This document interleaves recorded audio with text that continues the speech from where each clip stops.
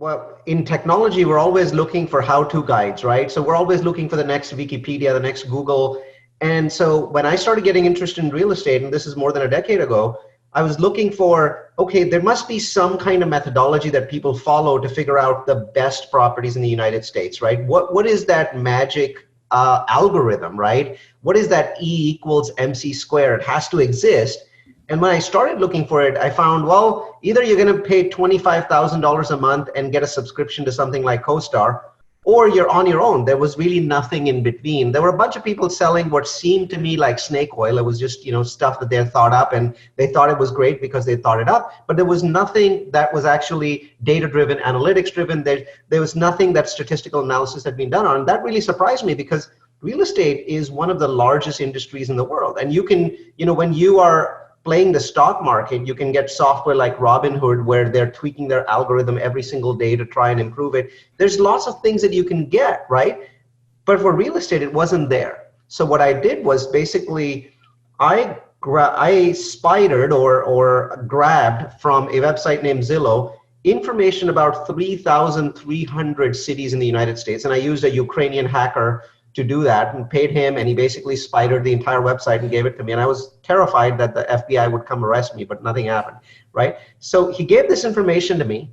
And then what I did was I took that information, which told me where home prices were going up and how fast they were going up and how much money were people making, how much were they making in rental. So it gave me that information.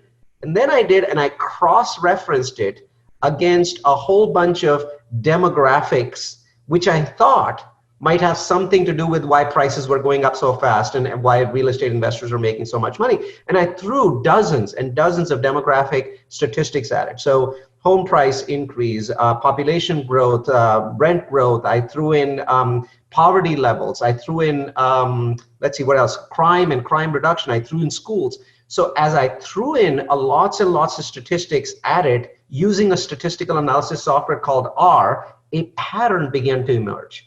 And what was interesting was you'd think that schools were one of the biggest things, that predicted success for real estate investors. It actually turned out it wasn't. What was more important was crime. What was more important was income growth. What was more important was job growth.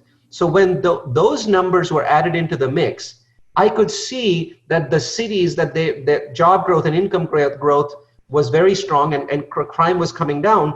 There was an acceleration of real estate profits. People were making more profits consistently, where everyone was just saying, it's me, I knew what I was doing, and I'm awesome, I'm a great real estate investor. What was really happening was 99% of your success was actually being driven by these huge gorillas in the background that were either pushing you up or pushing you down. And so I ended up running that on pretty much the whole US, took about a year and a half to refine it, and I created a system called Real Focuses. And then I published it on the web for free. And that last part, people tell me every day, was just crazy. It's like, so you spent a year doing this, you came up with a system that tells you exactly what city in the US and what neighborhood in the US to go to, and then you gave it away for free. And I'm like, yes. And they're like, so why would you do that? And I said, because it allowed me to make a great deal of money, because it branded me with investors. So imagine the mad scientist, he's out there, my reach is tiny, and I published this thing for free on a website called Udemy, U-D-E-M-Y. And this website has 50 to 100 million visitors a month, right? And I published this course there, and all of a sudden 10,000 people are taking this course. And people are like leaving comments, they're going gaga over it. Their mind is just exploding that somebody basically gave this away for free. And so it actually became my biggest win. Because to me, the concept of charging for it never really entered into my mind. It was like, this is phenomenal, I need to get it out there. And now every day somebody takes that course on Udemy and they're like, I love what you're doing. I see exactly how you do it because you gave me a system-wide process, but I don't have the time to do it for 3,300 cities. Could I just invest with you? And so we ended up with more than 3,500 accredited investors, rich people in our database. And every day there's more of these geeks that come up. So, I'm a geek that's attracting other geeks. And so that one thing made a huge change to my life.